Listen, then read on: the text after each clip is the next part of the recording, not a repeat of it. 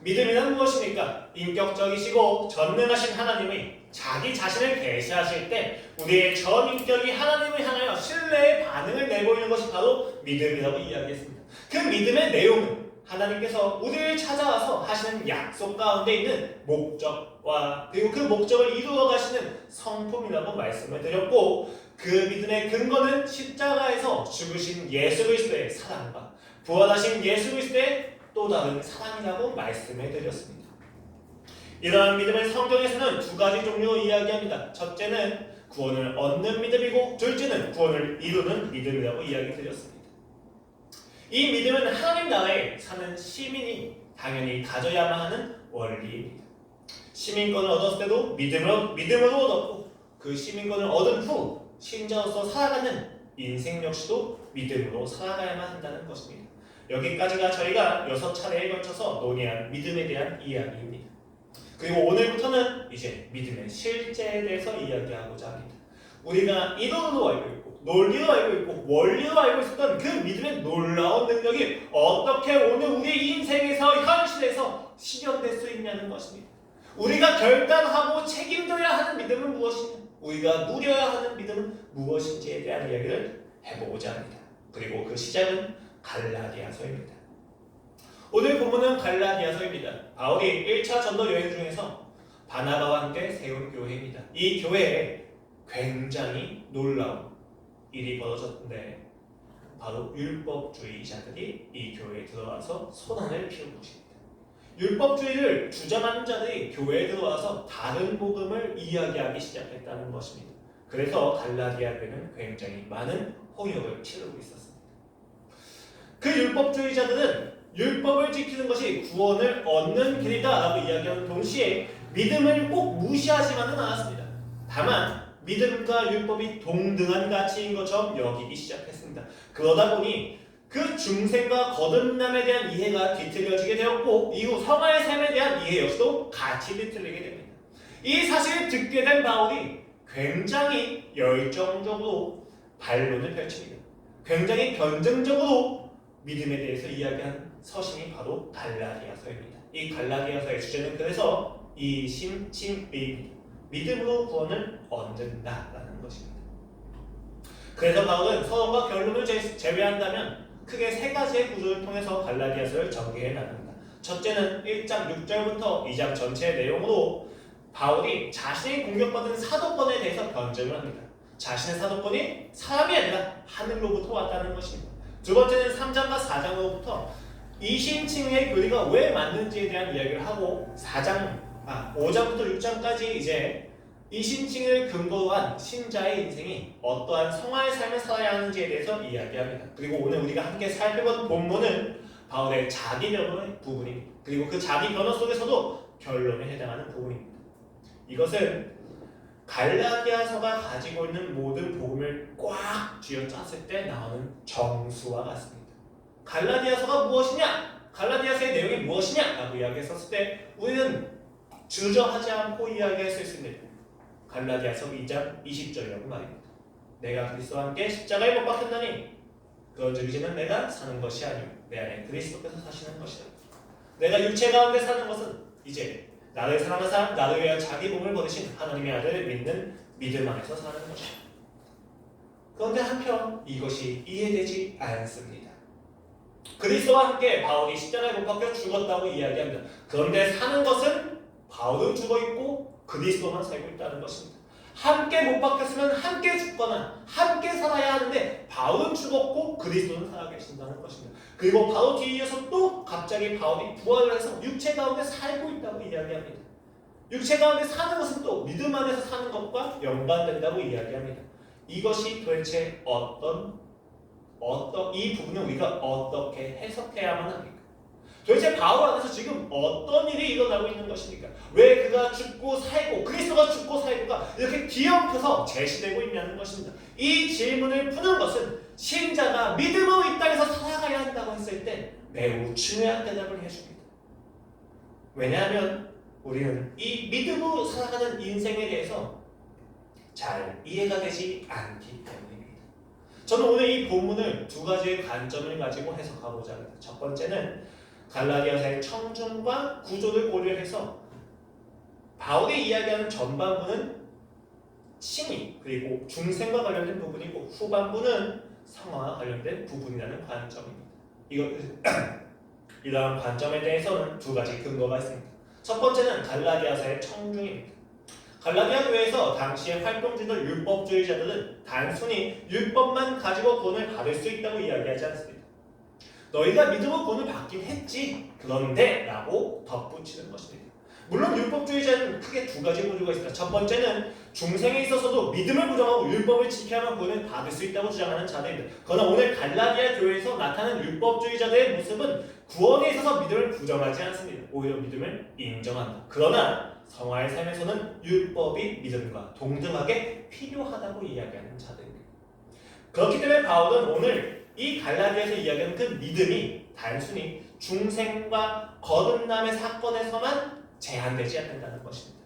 성화에 대한 부분까지도 바울이 고려해서 이야기하고 있다는 것을 의미합니다. 그래서 바울은 갈라디아서 3장에서 이렇게 이야기합니다. 3절 말씀입니다. 너희가 이같이 어리석으냐? 성령으로 시작하였다가 이제는 육체로 마치겠느냐? 야, 너희가 구원을 믿음으로 받아놓고 왜 성화는 너희 율법으로 이루려고 하느냐? 라고 반문하는 것입니다. 바울은 지금 믿음이라는 주제를 가지고 성화를 아울러서 이야기하고 있다는 것입니다. 또 갈라디아서의 구조를 살펴보면 굉장히 재미있습니다. 갈라디아서는 서론과 결론을 제외하면 세 가지의 구조가 있다고 이야기드렸는데 그것은 굉장히 밀접한 논리적인 관계성이 있습니다. 당시 율법주의자들은 바울의 논리를 반박하기 위해서 논리 자체에 대해서 공격하기보다는 바울의 사도됨에 대해서 공격하기 시작합니다.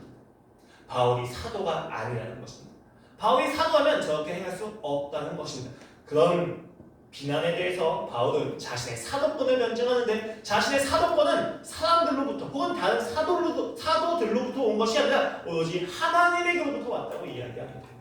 그리고 그 이야기를 하는 말미에서는 어떤 이야기까지 꺼내느냐? 게바가 이방인들과 함께 밥을 먹다가 자신의 형제인 야고보 등이 들어왔을 때 이방인과의 자리를 피하는 모습을 보여주었다는 것에 대해서 비난하기까지 합니다. 내가 다른 사도인 베드로마저도 이렇게 비난했었단다라고 이야기하는 것입니다. 자신의 사도된 권리를 주장하기 위해서 다른 사도의 권위를 마치 짓뭉개는 것과 같은 모습을 보여준다는 것입니다. 그렇다면 이것이 바울이 굉장히 치졸하다는 것을 의미하는 것입니까? 그렇지는 않습니다. 바울이 여기서 이야기하는 이유는 단 한 가지입니다. 믿음으로 구원을 얻는다고 하는 이 믿음의 원리는 단순히 다른 사도가 부정한다고 해서 부정될 수 있는 내용이 아니라는 것입니다. 사도라 할지라도 그 믿음의 원리에서 살아가는 신앙에 대해서 이해를 하지 못하고 있다면 혼나야 되고 비난받아야 되고 비판받아야 마땅하다는 것을 이야기하는 것입니다. 자신의 사도됨은 사람의 어떤 기득권과 권력에서 오는 것이 아니라 하나님께서 자신에게 허락하신 믿음을 통해서만 이루어지고 있다는 것에 대해서 그가 강하게 이야기하는 것입니다.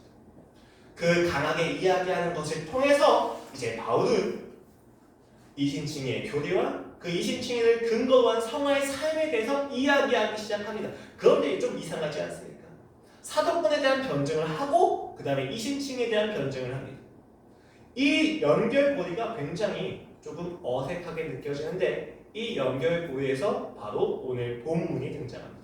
그러므로 오늘 본문이 위치한 15절로 갈라디아서 2장 15절부터 21절까지의 내용은 사도권에 대한 변증의 결론인 동시에 앞으로 이야기할 이신칭의와 이신칭의를 근거로 한 성화로의 교리의 서론이 됩니다. 서론이 됩니다. 앞에 아무도 없으니까 굉장히 어색합니다. 눈을 어디에 둬야 될지 모르겠어요. 제가 조금 어색하긴 하지만 여러분 은혜를 가지고 그냥 봐주시기 바랍니다. 다시 말씀드리겠습니다. 오늘 본문은 앞으로 바울이 이야기할 이신칭의 교리와 이신칭의를 근거로 한 성화의 인생에 대한 서론입니다. 서론이라고 이야기하는 것은 앞으로 이야기할 모든 내용을 담지하고 있다는 것입니다. 이러한 두 가지 근거를 가지고 저는 오늘 본문을 두 가지로 나누어서 해석할 것입니다. 전반부로 내가 그리스도와 함께 십자가에 못 박혔느니 그것은 이는 내가 사는 것이 아니요 오직 내 안에 그리스도께서 사시는 것이다 라고 하는 부분은 중생 즉 거듭남에 대한 부분이라는 것입니다. 그리고 후반부 이제 내가 육체 가운데 사는 것은 나를 사랑하사 나를 위하여 자기 자신을 버리신 하나님의 아들을 믿는 믿음 안에서 사는 것이다 라고 하는 부분은 성화와 관련된다는 것입니다. 그럼 첫 번째 문단을 먼저 살펴보도록 하겠습니다. 나는 그리스도와 함께 못 박혔습니다. 바울이 죽었다고 고백하는 것입니다. 그런데 그 다음 문장을 보면 또 자기는 사는 것이 아닌데 그리스도는 살아있다고 이야기합니다. 심지어 그 그리스도는 죽어있는 내 안에 살아있다고 이야기합니다. 그것이 도대체 무슨 의미입니까? 이 질문을 풀기 위해서 우리는 바울의 자기 인식에 대해서 좀 깊이 살펴볼 필요가 있습니다. 바울은 사실 자기, 즉 나에 대해서 굉장히 주의 깊게 사용하는 사람입니다. 고린도후서 3장을 보시면 2절 말씀에 이렇게 이야기되어 있습니다. 내가 그리스도 안에 있는 사람을 아노니 그는 14년 전에 셋째 하늘에 이끌려간 자라. 그가 몸 안에 있었는지 몸 밖에 있었는지 나는 모르거니와 하나님은 아시느니라. 바울이 자신의 삼층천까지 왔다 갔다 한 경험에 대해서 이야기합니다. 그런데 이때는 자기가 왔다 갔다 했다가 아니라 그가 라고 하면서 3인칭 단수로 자기 자신을 타자화시켜서 이야기합니다. 왜냐하면 이 경험이 자기는 굉장히 드러내는 경험일 수도 있기 때문입니다. 이렇게 바울은 자기 자신에 대해서 굉장히 주의 깊게 이야기합니다. 그렇다면 오늘 본문에서 바울은 자기 자신을 무엇과 연결시켜서 이야기하느냐? 바로 생명과 결부시켜서 이야기합니다. 살아있다는 것과 결부시켜서 이야기합니다. 여러분, 생명이라는 것은 무엇입니까? 그 주체로 하여금 활동하게 하는 어떠한 동력을 이야기합니다. 무언가가 죽었다는 것은 그 존재의 기능이 멈추었다는 것입니다. 생물학적으로 인간의 죽음을 논할 때에는 몇 가지 조건이 있는데 심장이 멈추거나 뇌가 죽어있는 상태를 이야기합니다. 심장이 멈추면 혈액이 돌지 않아서 인간의 몸 곳곳이 다 썩고 그 장기의 기능을 하지 못하게 됩니다. 또 뇌가 죽으면 아무리 심장이 벌떡벌떡 뛴다 할지라도 인간으로서의 기능을 하지 못합니다. 이 상태를 우리가 뇌사 상태라고 이야기합니다. 인간이 인간의 존재를 유지할 수 있는 기능을 하지 못하는 상태를 생물학적으로 죽었다고 표현하고 있다는 것입니다. 그래서 우리는 어떤 사물을 대상으로도 죽었다고 표현하기도 합니다. 노트북이 고장나면 노트북이 죽었네 라고 또 이야기합니다. 무슨 이야기입니까? 그 사물이 사물로서 기능을 못하게 되었다는 것입니다. 더 나아가서는 어떤 은유적인 표현을 하기도 합니다. 예를 들면 제가 5년이 아니죠. 한 7년 전까지만 하더라도 7년도 아니네요. 12년, 13년 전까지 고등학생의 신분일 때에는 축구를 굉장히 잘했습니다. 오른발을 봉인하고 왼발로만 골을 넣는다고 했었을 때에도 한 게임에 5골은 그냥 넣습니다. 축구를 했던 경험이 있었기 때문이죠. 그런데 13년이 지난 지금 제가 축구 경기를 뛰면 제 친구들이 이야기합니다. 야, 김영록 다 죽었네. 여러분, 제가 죽었습니까? 제가 실제로 심장과 뇌가 뇌사 상태에 빠져서 갑자기 아무것도 못하는, 기능을 못하는 존재가 된 것입니까? 아닙니다. 예전의 실력만큼 지금 실력이 나오지 않는다는 것을 죽었다고 표현한다는 것입니다. 그렇습니다. 살지 않는다, 사는 것이 아니다라고 우리가 표현할 때에는 지금 내가 그 존재의 기능을 하지 못한다는 것에 대해서 이야기하고 있다는 것입니다. 이것을 염두에 두고 다시 본문을 보도록 하겠습니다. 십자가의 그리스도와 함께 내가 못 박혔나니, 여기서 동사는 완료형입니다. 이미 내가 못 박혀서 죽었다는 것입니다.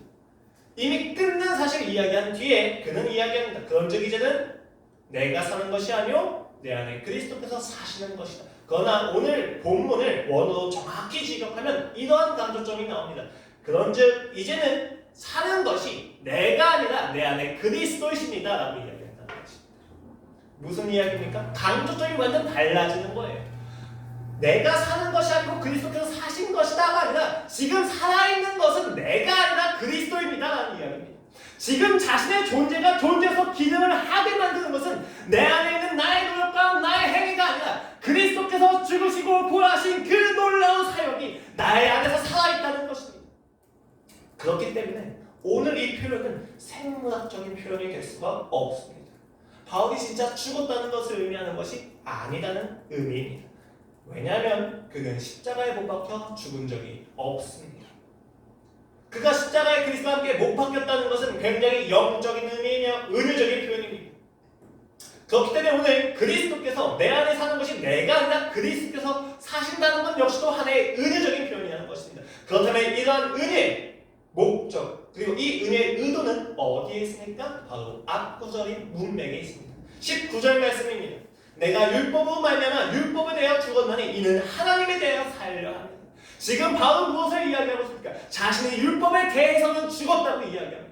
율법을 행하지 않는다는 의미가 아닙니다. 왜냐하면 15절부터 18절까지 이야기를 보면, 구절을 보시면 바울이 율법을 행함과 결부시켜서 율법주의에 대해서 이야기한다는 것을 우리가 알 수 있기 때문입니다. 즉 오늘 본문에서 이야기하는 율법은 하나님께서 허락하신 선하신 율법이 아니라 그 율법을 가지고 자신의 마음대로 악용하고 있는 율법주의에 대해서 이야기하는 거예요.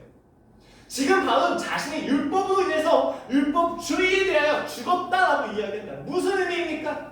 더 이상 자신을 주장하는 것에 있어서 자신의 행위와 헌신과 수고와 열심을 주장할 수가 없게 되었다는 것입니다. 자신에게 더 이상 율법주의는 영향을 미칠 수가 없다는 것입니다. 왜냐하면 율법주의에 대해서 그는 죽었기 때문입니다. 왜 죽었습니까? 이는 하나님에 대하여 살려 합니다. 이제 내가 나를 주장하는 것이 아니라 내가 율법에 대해서 내가 살아서 율법을 가지고 내 인생을 주장해 나가는 것이 아니라 하나님과 소통하고 교제하는 존재로서 내가 살기 위해서 율법주의에 대해서 죽었다고 이야기하는 것입니다. 그런데 어떻게 하나님에 대해서 살 수 있습니까? 그런즉 이제는 내가 사는 것이 아니오 그리스도 내 안에 그리스도께서 사신 것이다. 하나님에 대해 어떻게 살았습니까? 이전까지는 자신이 얼마나 열심히 있는 존재인지 자랑하면서 하나님과 관계를 하려고 했었습니다. 그런데 이제는 그리스도와 함께 십자가에 못 박혔기 때문에 내가 하나님과 관계하는 것은 이제 그리스도를 말미암아서 관계한다는 것입니다. 그가 하신 헌신과 수고와 열심과 노력을 가지고 내가 하나님과 관계를 한다는 것입니다. 오늘 본문의 의미는 간단합니다. 우리가 구원을 받았다고 의미하는 것은 더 이상 내가 열심히 한 노력과 내가 구원을 이루기 위해서 했던 수고와 헌신이 아니라 오로지 주 예수 그리스도의 죽음과 부활만이 근거가 된다는 이야기입니다. 내가 하나님에 대해서 나의 의가 아니라 내 안에 계신 그리스도로서 살아있다는 것을 의미하고 있다는 것입니다. 율법주의는 신자로 하여금 반드시 분노하게 하거나 절망하게 합니다. 자신이 구원을 얻을 수 없는 존재인 것에 대해서 절망하게 합니다. 그래서 굉장히 많은 자기 방어 기제를 끌어올리기도 합니다. 혹은 그 율법을 포기하게 하고 도망가게 하기도 합니다. 그러나 여러분, 우리는 이러한 모든 율법주의의 악순환에서 벗어났습니다. 무엇을 통해서입니까? 그리스도를 통해서입니다. 내 행동의 열심이 아니라 그리스도의 십자가 사역을 통해서 내가 이제 하나님과 교제하기 시작했다는 것입니다. 그렇기 때문에 신자는 뻔뻔해집니다. 하나님 앞에서 신자는 뻔뻔하게 행동합니다. 여러분, 원래 자녀는 상당히 뻔뻔합니다. 자신이 죄를 지었다고 해서 부모에게서 도망가지 않습니다. 도와달라고 오히려 나아갑니다. 뻔뻔합니다. 어제 숙제를 안 해서 혼났지만 다음날 아침 식사 자리에 꼬박꼬박 나가서 아침을 먹습니다. 뻔뻔합니다. 왜 그렇습니까?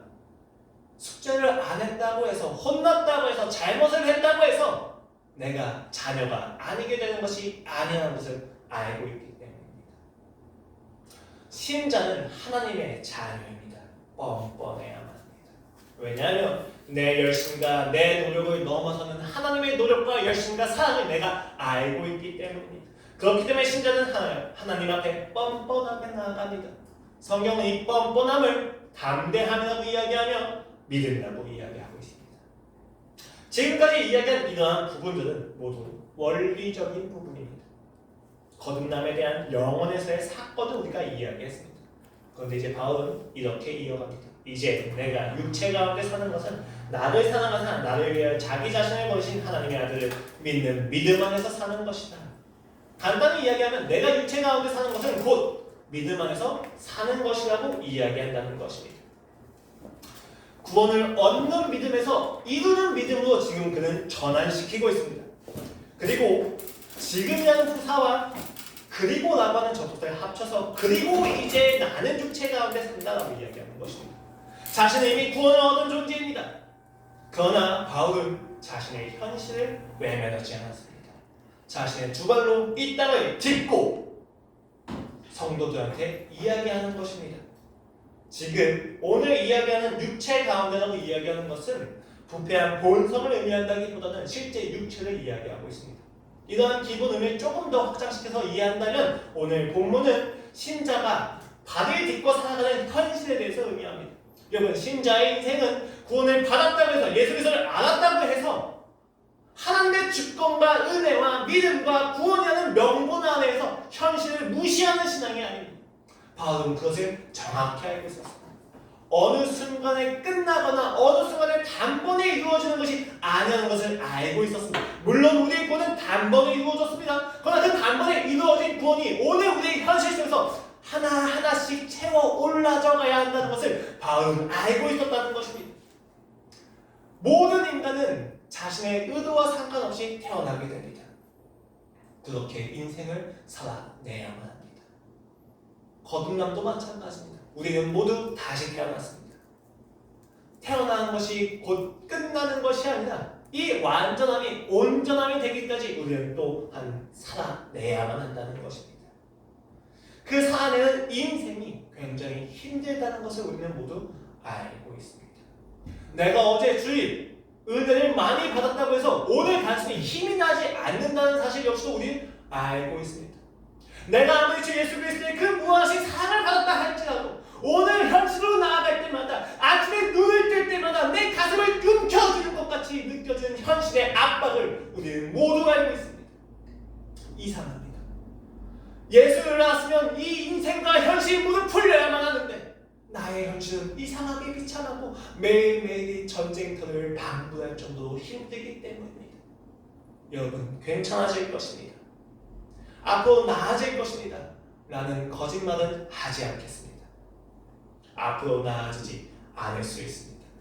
괜찮지 않을 것입니다. 힘들어 죽겠는데 뭐가 괜찮냐는 것입니다. 우리의 현실은 녹록치 않습니다. 우리의 현실은 만만하지 않습니다. 단순히 내가 어제 잠깐 받은 은혜를 가지고 오늘이라고 하는 현실을 누리기에는 오늘 현실이 너무 무겁습니다. 아무리 귀하고 놀라운 은혜의 경험이라 할지라도 오늘 여러분이 있어야만 하는 장소는 육체의 가운데 있어입니다. 이 현실 속에서 여러분은 부딪히고 넘어지고 실패하고 깨지면서 하나님을 알아가셔야 합니다. 이 현실을 부딪히고 뒹굴고 지지고 볶으면서 우리는 살아내야만 한다는 것을 의미합니다. 바울은 이것을 정확히 알고 있었습니다. 자신이 이야기하는 그 이신칭의 믿음이 얼마나 놀라운지 알지만 그 믿음을 가지고 오늘 우리 성도들은 이 땅에서 살아야만 한다는 것을 그는 알고 있었다는 것입니다. 현실에서 부딪히고 넘어지면서 쓰러지면서 절망하면서 그 현실 속에서 하나님을 향한 믿음이 내게 재화되어야만 한다는 것을 그는 알고 있었습니다. 예수님이 불충분하다는 것을 의미하지 않습니다. 예수님은 항상 충분하십니다. 그러나 충분하신 예수님을 우리가 최고의 가치로 받아들이기에는 너무도 많은 시간이 필요하다는 것입니다. 구원이 예수에게로부터 말미암는다는 것은 알지만 나의 삶의 학업과 가정과 인격과 관계의 영역에서는 여전히 그 예수를 받아들이지 못하는 나의 악함이 있다는 것입니다. 이 치열한 현실에서의 넘어짐과 실패가 없이 우리는 그리스도를 알 수가 없습니다. 우리는 훈련하고 연습해야만 합니다. 무엇을 훈련해야만 합니까? 오늘 밤 바울은 이렇게 이야기합니다. 육체 가운데 사는 것은 곧 믿음 안에 사는 것이다. 믿음을 훈련해야 된다는 것입니다.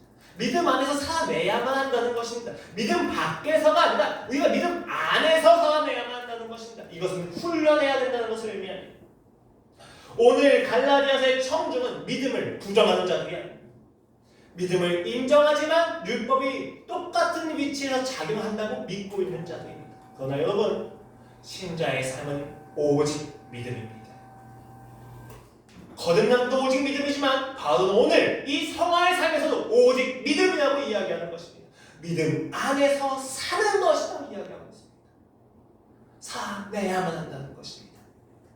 바울은 갈라디아서 전체에서 믿음을 육체와 율법과 행위와 대비시켜서 이야기하고 있습니다. 그런데 우리가 오늘 이 믿음을 육체와 율법과 행위와 결부시켜서 이해한다면 굉장히 큰 아이러니인 것입니다. 그래서 바로 다음 구절 21절에서 이렇게 이야기하는 것입니다. 내가 하나님의 은혜를 패하지 아니하니 믿음으로 사는 인생이 아니라면 하나님의 은혜를 패한다는 것입니다. 만일 의롭게 되는 것이 율법으로 말미암으면 그리스도께서 헛되이 죽으셨느니라. 굉장히 강하게 이야기하는 것입니다. 내가 해냈다가 아니라 그가 해냈다라고 하는 것이 바로 믿음의 인생입니다. 이 믿음을 단순히 해내야 하는 어떤 결단과 행동으로 자신의 의로 삼는 것은 아이러니입니다. 그러나 여러분, 율법을 지키지 말라는 것이 아닙니다. 율법주의를 지향하지 말라는 것입니다. 여기서 우리는 조금 혼란스럽습니다. 왜 그렇습니까? 믿음을 저는 지금 은혜라고 말씀을 드렸습니다. 그리고 갈라디아서에서 바울은 끊임없이 믿음을 율법과 대비시켜서 은혜라고 하는 점을 부각시켜서 이야기하고 있다고 말씀드렸습니다. 그런데 믿음을 훈련하며 은혜를 어떻게 훈련합니까? 하나님께서 대가를 바라지 않고 주시는 그 값없는 호의에 대해서 우리가 어떻게 훈련할 수 있습니까? 믿음을 훈련한다는 말 자체가 굉장히 큰 모순이지 않습니까? 그럼에도 불구하고 제가 여러분에게 믿음을 훈련하라고 이야기하는 것은 원리와 현실의 괴리 속에서 요구되어지기 때문입니다. 우리의 믿음은 이미 이루어졌습니다. 그러나 오늘 우리의 현실 속에서 이 믿음이 아직 필요합니다. 여러분, 여기서 훈련은, 연습은 우리의 구원과 하나님과의 관계를 보증하는 원인이 아닙니다. 원인은 그리스도의 죽음과 부활에 담겨진 사랑이 원인이고 구원은 결과된 것입니다. 그리고 여기서 훈련과 연습의 목적은 그 구원을 누리기 위함입니다. 이미 결과된 구원입니다. 오늘 나의 상태가 어떻든지 간에 나는 하나님의 자녀로 반드시 하나님에게로 나아갈 것입니다. 우리 인생이 아무리 고달프다 할지라도 우리는 결국 인생의 끝에서 하나님을 만나서 찬양을 하게 될 것입니다. 그 찬양의 영원한 상태는 이미 결정이 되었습니다. 그 결정을 보이지 않는 오늘 내가 누리기 위해서 우리는 믿음을 훈련해야 합니다. 열심히 노력해야만 합니다. 은혜하면 내가 노력할 필요가 있는가? 맞습니다, 여러분. 우리가 율법을 지키는 것은 원인으로서, 자기 의로서 제시하는 것이 아니라 하나님을 사랑하는 충만함에서 비롯되는 것입니다. 예수 그리스도를 더욱더 알고 싶어서, 그 사랑이 너무나도 아름다워서, 그 아름다움이 나의 마음에 내려되어서 가만력이 너무나도 많이 생겨서 내가 그리스도를 향한 말씀을 읽고 기도를 하는 것입니다. 그러나 현실적으로 오늘 여러분이 예수 그리스도를 얼마나 사랑하지 않는지를 여러분은 매 순간 확인하실 겁니다. 말씀보다, 기도보다 세상의 다른 가치들이 더 귀하게 여겨질 때가 너무나도 많이 있습니다. 여러분에 대한 정죄가 아닙니다. 저에 대한 고백입니다. 핸드폰을 놓지 못합니다. 노트북을 놓지 못합니다. 합리적인 명분을 들이대면서 기도와 말씀을 하지 않을 근거를 끊임없이 만들어냅니다. 내가 오늘 이 말씀과 기도를 하는 것은 율법주의지, 내가 이렇게 하지 않아도 나는 얼마든지 예수님을 알아갈 수 있어 하고 나 자신을 세뇌시킵니다. 휴대폰 하면서도 기도할 수 있지 라고 우리 자신을 합리화시킵니다. 그래서 우리에겐 훈련이 필요합니다. 하나님께서 말씀과 기도를 은혜의 방편으로 허락하신 것은 훈련시키기 위함입니다. 여러분, 중요한 것은 하나님께서 말씀과 기도 생활에 대한 명령을 주신 것은 그것을 원인으로 자신이 역사하시겠다가 아니라 자신이 역사하실 것에 대해서 누릴 수 있는 방법, 방편으로서 말씀과 기도를 허락하셨다는 것입니다. 말씀과 기도 생활 자체가 원인이 될 수 없습니다. 그것은 하나의 방편입니다. 그 원을 누릴 수 있는 방편으로 주셨다는 것입니다. 그러면 우리가 말씀과 기도 생활을 할 때 율법인지 은혜인지 헷갈려 할 필요가 없습니다. 왜 그렇습니까? 하나님이 명령하신 것은 그만큼의 가치가 있는 것입니다.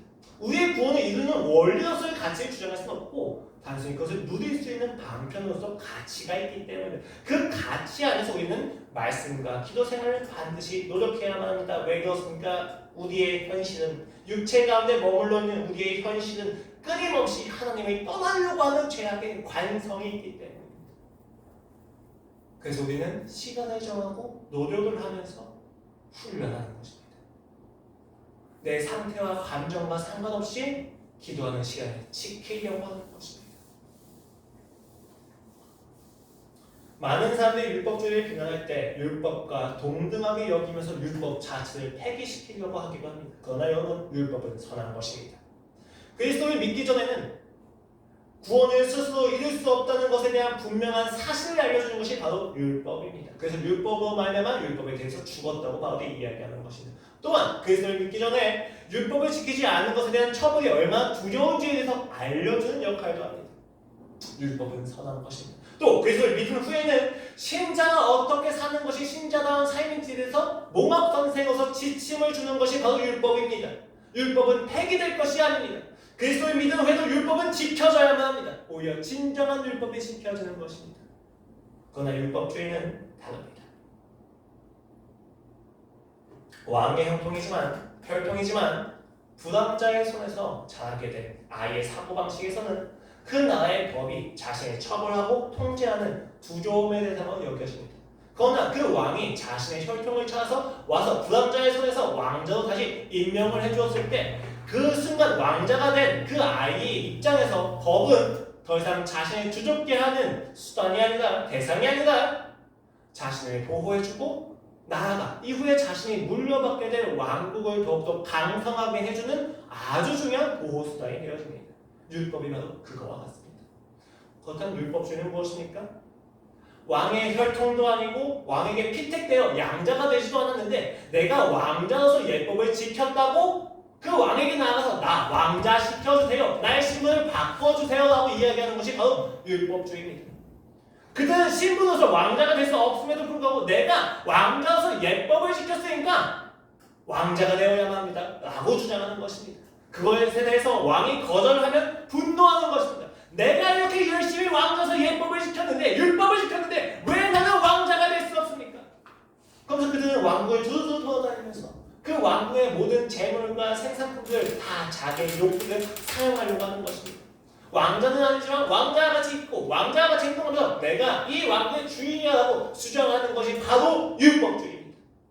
하나님 나라에서 바리새인들이 율법주의자들이 하나님의 아들이 아닌데도 불구하고 하나님의 아들인 것을 자신의 행위나 노력을 더 이야기하면서 하나님의 것을 탈취하고 있는 것이 바로 율법주의라는 겁니다. 여러분, 이 율법주의의 결국은 무엇입니까? 사형입니다. 율법주의는 나의 행위는 나의 노력은 나의 신분을 바꿔줄 수 없습니다. 왕자를 왕자로 만들어주는 것은 그 왕자를 양자로 선택한 왕의 사랑 혹은 그 왕의 혈통뿐입니다. 이것을 우리가 알고 있는 상태에서 율법을 보아야 합니다. 여러분, 이제 우리에게 율법은 아주 중요한 방편입니다. 나를 지키기 위해서 내가 구원을 누리기 위해서 지켜야만 하는 내용들인 것입니다. 부정하지 마십시오. 이것을 은혜와 혼동하지 마십시오. 은혜와 율법은 100% 같이 있다는 겁니다. 은혜가 90%, 율법이 10% 이런 내용이 아니에요. 율법이 100%, 은혜가 100%입니다. 하나님께서 율법을 허락하신 위치까지 율법을 사용하시는 겁니다. 부모가 자녀의 미래를 위해서 독서와 운동을 권면합니다. 아이가 제멋대로 살다가 부모의 삶을 깨닫게 되고 부모가 이전에 권면했던 운동과 독서에 대해서 매진하게 됩니다. 그 매진하는 모습을 보고 부모가 그에게 용돈을 줍니다. 그렇다면 여러분, 이 용돈을 주게 한 원인은 아이의 깨달음과 행동의 교정입니까? 그렇지 않습니다. 아이의 행동의 교정이 부모도 하여금 용돈을 주게 만드는 게 아니에요. 그 아이가 독서와 운동을 통해서 행복해져가는 모습, 행복해져가는 준비하는 모습이 부모가 보기에 기쁜 거예요. 그 기쁨을 만들어낸 것은 그 아이를 향한 부모의 사랑입니다. 그 사랑이 그 아이에게 용돈을 준 원인이에요. 다만 그것을 받을 수 있는 방편은 독서와 운동이었던 것입니다. 그렇다면 그 아이는 용돈을 받기 위할 때마다 용돈을 더 받고 싶을 때마다 항상 독서와 운동을 하게 될지도 모릅니다. 그러나 그걸 한다고 해서 부모가 용돈을 줘야만 하는 의무는 없습니다. 여러분이 기도와 말씀을 한다 해서 하나님이 반드시 응답하셔야 되는 의무는 없습니다. 중요한 것은 여기 응답은 반드시 이루어질 겁니다. 약속이 있기 때문에. 다만 제가 말씀드리는 것은 여러분이 원하는 대로 응답하실 의무는 없다는 것입니다. 하나님, 내가 이렇게 열심히 교회 다녔잖아요. 내가 이렇게 열심히 기도하고 예배 드렸잖아요. 왜 그런데 나의 현실은 변하지 않습니까? 라는 질문 자체가 신앙생활의 믿음이 아니라 율법주의로 하고 있다는 반증이라는 의미입니다. 아이가 성숙해지면 용돈을 주지 않아도 독서와 운동을 합니다. 왜? 그것이 자신에게 유익하기 때문입니다. 말씀과 기도는 내 마음대로 하나님을 조종하기 위한 수단이 아니라 내가 하나님을 더 누리기 위한 하나님께서 허락하신 은혜의 방편이라는 것입니다. 그렇다면 그 믿음, 그 훈련을 통해서, 믿음의 훈련을 통해서 우리가 알아야 되는 믿음의 내용은 무엇입니까? 바로 오늘 이렇게 이야기합니다. 나를 사랑하사 나를 위하여 자기 자신을 버리신 하나님의 아들을 믿는 믿음입니다. 그 믿음 안에서 산다고 이야기하고 있습니다. 나를 사랑하시고 그 사랑 때문에 나를 위하여 자기 자신을 버리신 하나님의 아들, 즉 예수 그리스도입니다. 예수 그리스도께서 나를 사랑하신다는 믿음을 가지고 살아간다는 것입니다. 내가 원하지 않는 상황들이 발생한다 할지라도 나는 나를 향하여서 끊임없이 사랑하시는 그리스도를 부정할 수 없다는 것입니다. 믿음의 훈련은 무엇을 의미합니까? 그리스도의 사랑을 의심하지 않는다는 것입니다. 그리스도의 사랑 안에서만 내가 행동하겠다는 것입니다. 그의 사랑을 근거로만 내가 언행을 일치시키겠다고 이야기하는 것입니다. 내가 가지고 있는 진심과 진정성과 의도를 가지고 오늘 나의 현실을 극복하려는 것이 아닙니다. 오늘 이 현실마저도 나를 사랑하시는 하나님이 허락하셨기 때문에 나는 그 사랑 안에서 하나님을 더 알아가는 방향으로 이 현실을 극복하겠다고 이야기하는 것입니다. 많은 사람들이 자신이 원하지 않는 상황들 속에서는 하나님이 나를 사랑하지 않는다고 결정을 내립니다. 그 의심을 가지게 됩니다. 그 사랑에 대한 의심은 인간을 끊임없이 율법주의로 이끌어가게 됩니다. 사랑받을 수 없는 존재이기 때문에 사랑을 받기 위한 근거를 스스로 만들려고 하는 것입니다. 방어기제입니다. 하나님과의 관계에서 나의 방어기제가 끊임없이 작동을 하는 겁니다. 하나님이 나를 사랑하게 하시기 위해서 내가 이렇게 살아야 돼 라는 강박 속에서 내가 열심히 율법을 지키고 있다는 것입니다. 그 끝은 절망이고 불안입니다. 하나님은 그렇게 하지 않으셔도 나를 사랑하십니다. 하나님이 나를 사랑하셔야 되는 근거를 내가 제시하지 않아도 됩니다. 그것은 그리스도께서 이미 제시하셨기 때문입니다. 그 자기 방어를 포기하는 연습과 훈련, 바로 믿음의 훈련입니다. 나의 의를 내려놓는 것입니다. 나를 잘하게 하는 것은 나의 노력과 나의 열심이 아닙니다. 그것을 통해서, 그것을 방편으로 그는 나를 잘하게 하실 겁니다. 하지만 나를 잘하게 하는 원인은 그리스도의 사랑입니다. 그리고 그 사랑은 십자가에 집약되어 있고 그 십자가에서 우리는 그리스도의 사랑에 얼마나 많은 유익이 있는지를 경험하게 되는 것입니다. 남편이 술을 먹고 자녀를 학대하면서 가정을 파탄냅니다. 그 안에서 아내는 그리스도의 사랑을 믿고 그 남편을 꼭 끄어안고 눈물로 기도해야만 합니다. 왜 그렇습니까? 이 상황마저도 하나님이 나를 사랑하셔서 내 안에 사랑 없음을 드러내시는 하나님의 사랑이구나 라는 깨달음이 있었기 때문입니다. 그 안에서 그리스도의 사랑을 받는 것에 대한 감화력으로 나는 나를 괴롭히는 그 남편마저도 사랑을 하게 되는 것입니다. 제가 저번에 말씀드렸잖아요. 기독교는 굉장히 웃긴 진리입니다. 내가 잘못한 것에 대해서 용서를 구해야 되는데 기독교에는 상대가 잘못한 것에 대해서도 용서를 구합니다. 왜 그렇습니까? 그 사랑을 받았기 때문입니다. 내가 억울한 상황마저도 하나님이 허락하신 상황이라는 것에 대해서 알고 있기 때문입니다. 자녀가 나의 말을 지질이 듣지 않습니다. 공포와 두려움으로 다스리기 위해서 매를 듭니다. 그러나 매를 드는 것보다 그 상황마저도 하나님이 허락하셨다는 생각 안에서 기도하면서 내가 아니라 하나님께서 내 안에 있는 폭력적인 성향이 아니라 내 안에 인격을 다루시기 위해서 이 상황을 허락하셨구나 라는 깨달음이 있을 때 우리는 믿음을 가지고 매를 내어놓습니다. 내 수단과 내 방법으로 내가 생각하는 목적을 이루는 것을 포기하는 것입니다.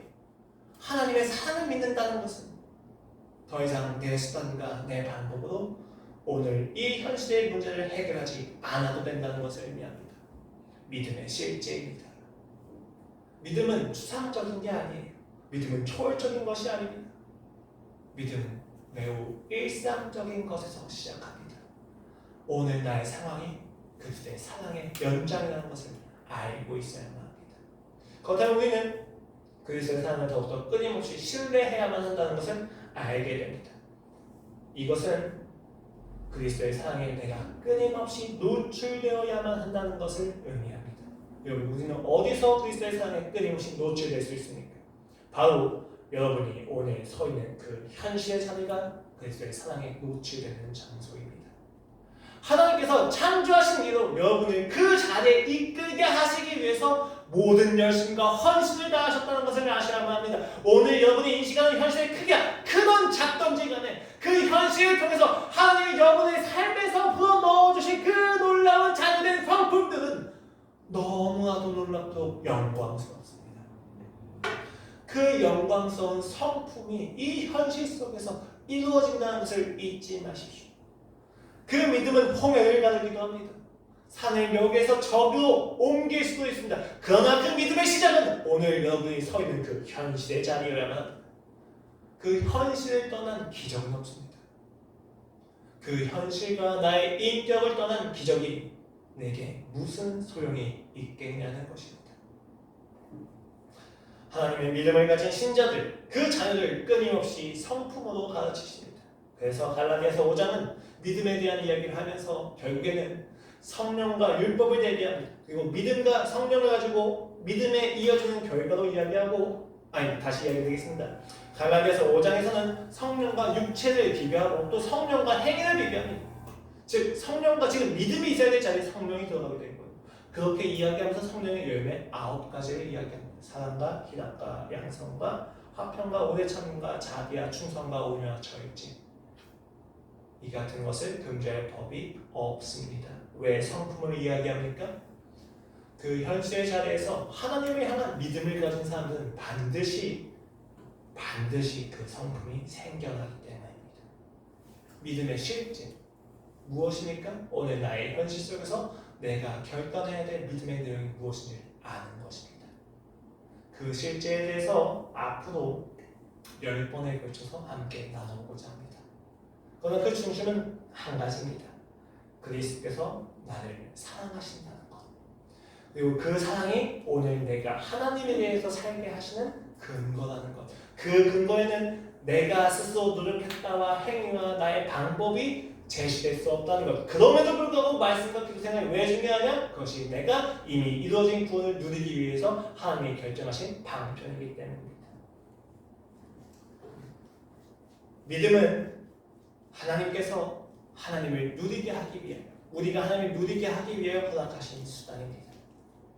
그 믿음으로 여러분이 하찮게 여기는 그 현실과 일상에서 하나님을 배워나가실 겁니다.